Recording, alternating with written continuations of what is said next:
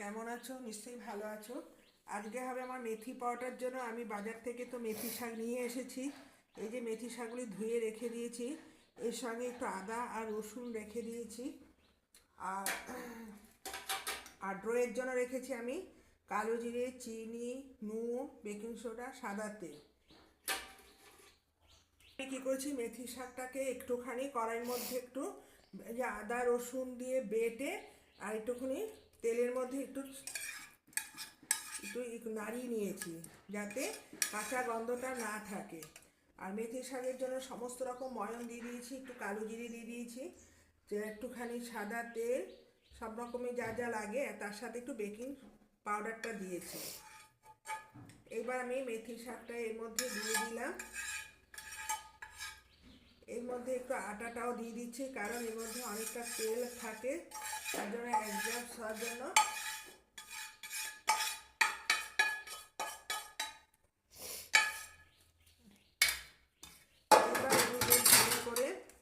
মেখে নিচ্ছি, তার সঙ্গে আমার যা যা উপকরণগুলো রয়েছে একসাথেই মেখে ফেলছি। উষ্ণ গরম জল দিয়ে একদম হাতের সাহায্যে, আর এগুলো সাধারণত উষ্ণ জল দিয়ে মাখলে জিনিসটা ভালো হয়। আর খুব জল অল্প অল্প করে দেবে। আমি একটু শুকনো পাশে রেখে দিয়েছি, যদি কোনো কারণে জল বেশি পারে তাহলে ঠিকঠাক পারফেক্ট হয়ে যাবে। এটা কিন্তু শুকনো শুকনো করবে, তাহলে কি হবে, যে যদি খাস্তা খেতে চাও খাস্তাও হবে, আর যে মনে করে নরম, তা রেস্টে রাখলে সাধারণত একটু নরমই হয়ে যাবে। তা এটা বেশি খাস্তাও ভালো না, একদম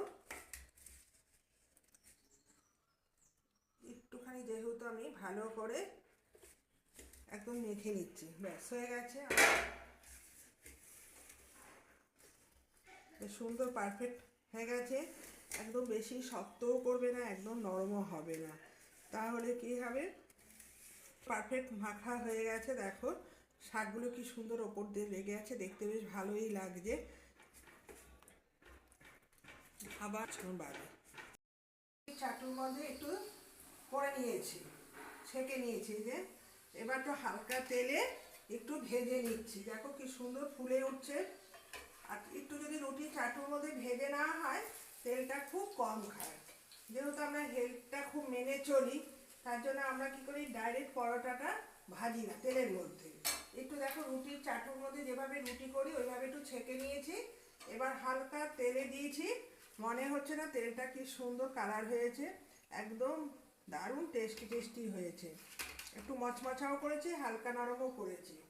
এবার হালকা তেল, বুঝতেই পারছো ননস্টিকের মধ্যে করছি কেমন তেল খাচ্ছে। একদম সামান্য অয়েল দিয়ে আমি এইভাবে ভেজে ভেজে তুলে রাখলাম। এই যে রুটি চাটুর মধ্যে রেখে দিয়েছি, একদম তেল যাতে খুব কম খায়।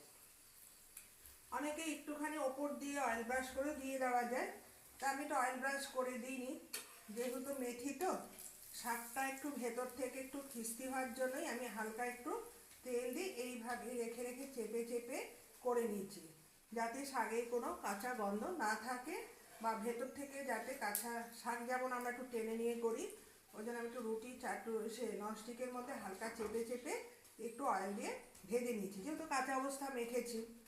এইভাবে তোমরা করে দেখবে। মেথি শাক তো সাধারণত কেউই খাওয়া পছন্দ করে না, একটু তিতকুটি লাগে। তা ভাবলাম পরোটা করলে কেমন হয় মেথির শাক, তা ভাবলাম আজ একটু পরোটাই করি, সকালে একটু সবজিও ঢুকলো, আর শাকটা তো খুব উপকারী, এই মনে করে একটু মেথির পরোটাই করে ফেললাম। তোমরা সঙ্গে থেকো।